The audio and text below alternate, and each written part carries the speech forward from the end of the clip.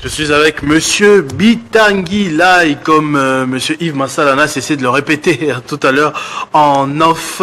Monsieur Fanfan, analyste sportif, bonsoir et bienvenue. Bonsoir Christopher. Merci en tout cas de bonsoir la promptitude. Vous avez répondu très rapidement à notre invitation pour quelques mots sur cette Coupe du Monde, mais surtout sur nos léopards, bien sûr, qui sont de la partie. Comme on est coursé par le temps, on va circonscrire peut-être côté Afrique. Un mot sur la prestation du continent africain dans cette Coupe du Monde. Normale, sous-estimée ou bien surestimée?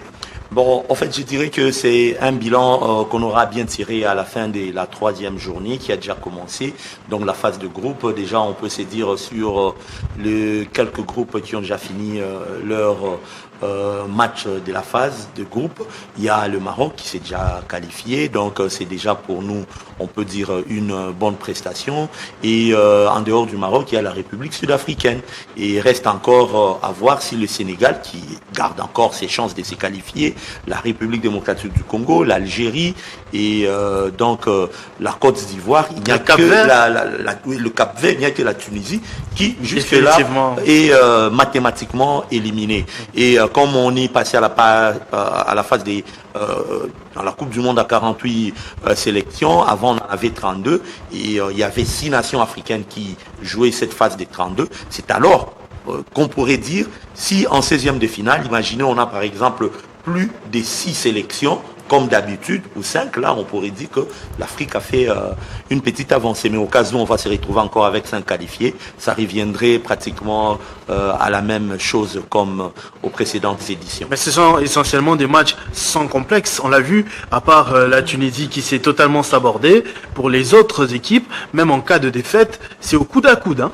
Ah, tout à fait. C'est une Afrique qui est allée aux États-Unis, au Mexique ainsi qu'au Canada décomplexé comparativement à 20 ou plus de 20 ans avant. Aujourd'hui, je vous donne un exemple, par exemple Samuel Eto'o, Didier Drogba, Georges Weah, comment encore Chabani Nonda, ils sont nombreux. On peut même citer également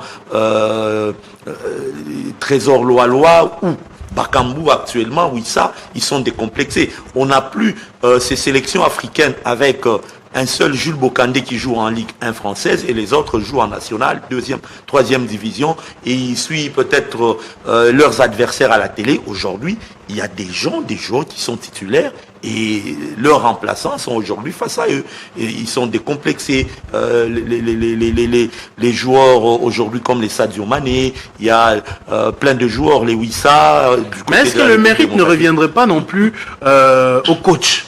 Les entraîneurs, est-ce qu'ils n'ont pas non plus développé une certaine intelligence, suivre ces différents attaquants qui évoluent au niveau de l'Europe, savoir comment les bloquer, savoir comment contre-attaquer pour avoir des résultats, les cas échéants, on l'a vu avec le Ghana, on l'a vu avec la Côte d'Ivoire, ainsi de suite. Est-ce que les coachs n'ont pas un mérite aussi sur ces différents exploits?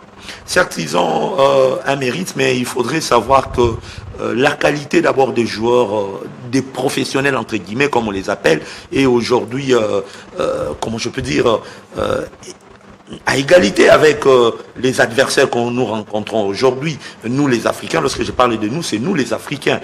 Et dans les temps, vous verrez, c'est 1 ou 2 soi-disant professionnels. Les restes, ce sont des joueurs qui évoluent dans les championnats locaux, qui n'ont pas assez de compétition. Mais lorsque vous voyez le volume de jeu des différentes sélections, peut-être hormis la RDC, qui n'a que 2 ou 3, 4 qui sont titulaires et les restes n'ont pas assez de volume de jeu, mais ce sont des joueurs décomplexés.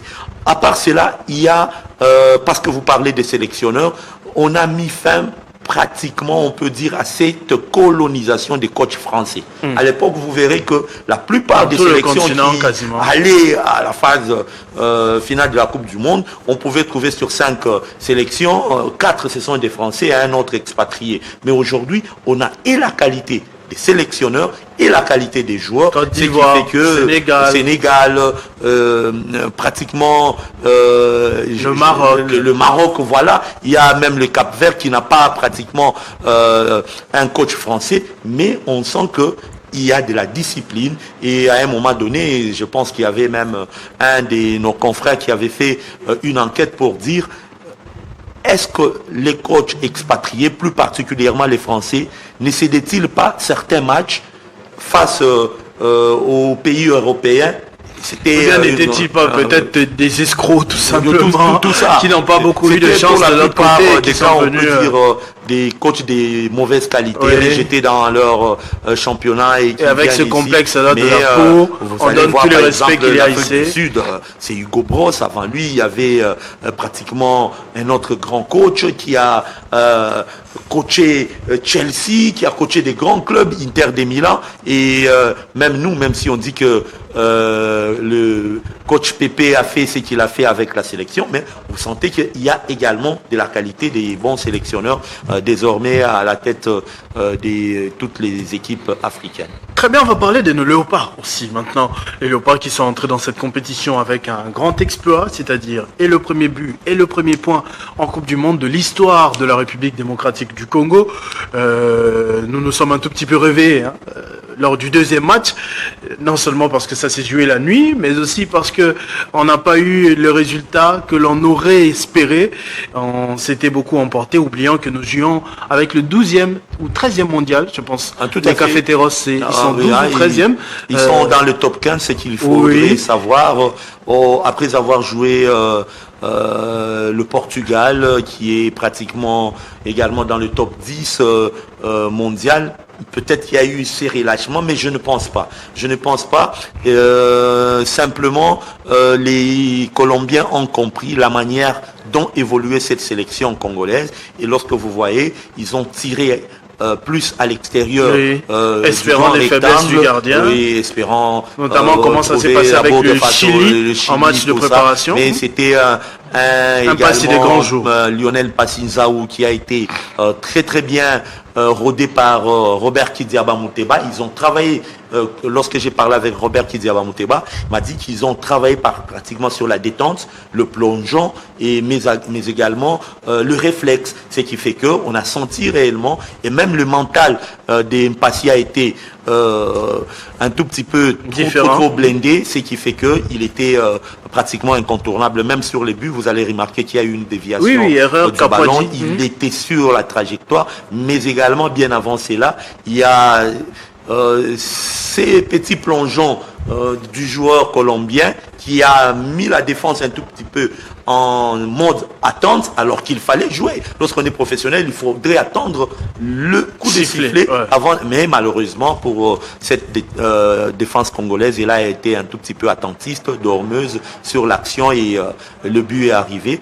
Il faudrait signaler quand même qu'ils ont cédé à une énorme pression jusqu'à la demi-heure de jeu. J'ai regardé les statistiques, ça s'est joué la possession 71 pour la Colombie, 29 pour la RDC. Tout à fait. En fait, Sébastien Desabre a joué avec une tactique. C'est qu'il a voulu qu'on puisse laisser le ballon à l'adversaire, mais il fallait bloquer l'adversaire au niveau du ventre mou, donc du milieu de terrain, tout en espérant que le bloc défensif également serait pratiquement un tout petit peu compact. Et ce qui a réussi, seulement que Moukaou, ces jours-là, il s'était élevé pratiquement du pied gauche, n'était pas à la hauteur. Il faudrait également dire que Moutoussamy, ses passes ne réussissaient pas trop. Et à cela, il faudrait dire que les Colombiens jouent sur l'endurance, la vitesse, le physique, ainsi que la relance rapide. Donc, et c'est ce qui a un tout petit peu peut-être causé du tort. Et lorsqu'ils ont compris que même lorsqu'ils font une relance et ils sont sur la vitesse, il fallait contourner pratiquement cette défense compacte, le schéma tactique des Desabre, et d'où ils essayaient toujours de tirer de loin, mais malheureusement, ça n'a pas tenu jusqu'à ce que cette petite erreur, parce que de toute façon, le football, c'est ils ont marqué sur ce coup-là. Là, c'était le match passé. Parlons du match qui suit, c'est-à-dire face à l'Ouzbékistan. Ce sera dans la nuit de samedi à dimanche. Pour le cas de la République démocratique du Congo, la ville de Kinshasa, plus précisément, où nous tournons cette émission. Est-ce que vous pensez qu'il y a risque de catastrophe ou bien on est assuré d'avoir cette troisième place quasiment synonyme de qualification au prochain tour? Tout à fait. Hein. En fait, l'espoir reste là. Il y a de l'espoir, d'ailleurs un grand espoir. Comme toujours, je le disais, je pense aux gens, avant même les matchs de la Colombie, que la RDC nous a déjà habitués à prendre toujours la calculatrice et sur la table. Eh bien, il y a des calculs à faire, certes. La RDC d'abord a l'obligation des résultats. Il faudrait l'emporter. Mais l'Ouzbékistan également, après avoir fait de faux pas, chercherait pratiquement à se défendre, à sortir même avec un petit point, pourquoi pas avec une victoire. Parce que jusqu'à présent, 0 point, un but. Mentalement. Un but, mais 0 point. Mais 0 point. D'où mentalement, il faudrait que la RDC tienne compte de cela. Et la RDC est à mesure de le faire. Aujourd'hui, je pense que tous les Congolais devraient d'abord être colombiens. C'est-à-dire chercher à ce que la Colombie puisse battre le Portugal.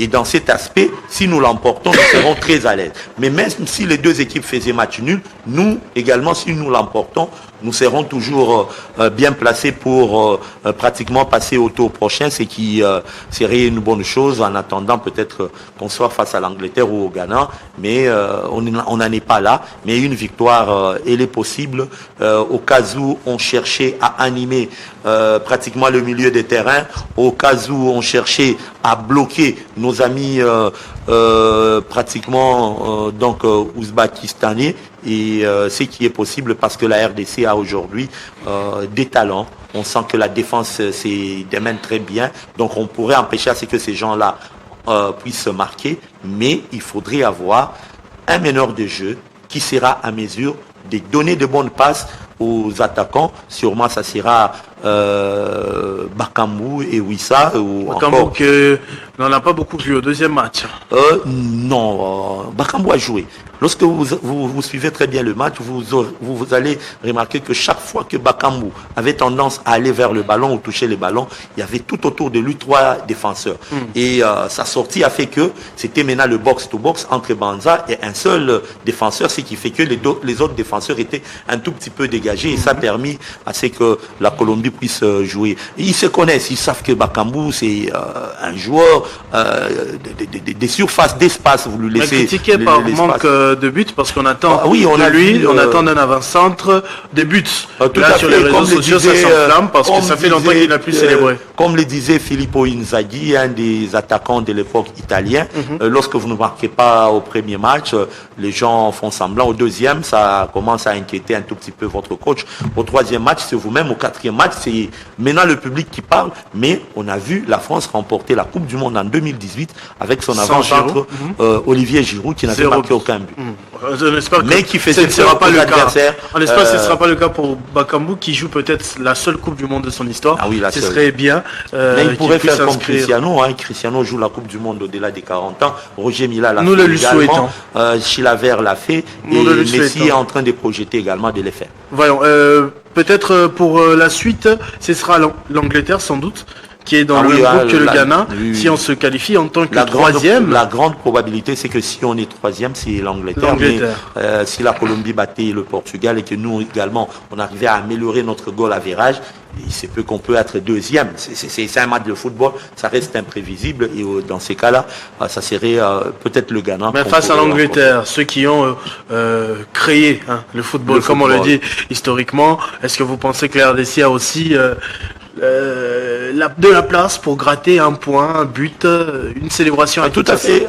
Les Congolais sont devenus trop physiques. Ils sont devenus un tout petit peu respectueux des consignes tactiques, mais ils ne sont pas très techniciens, c'est peut-être ça le problème. Mais face aux Anglais qui sont également physiques, qui comptent sur la vitesse, je pense que c'est un match que la RDC peut gérer.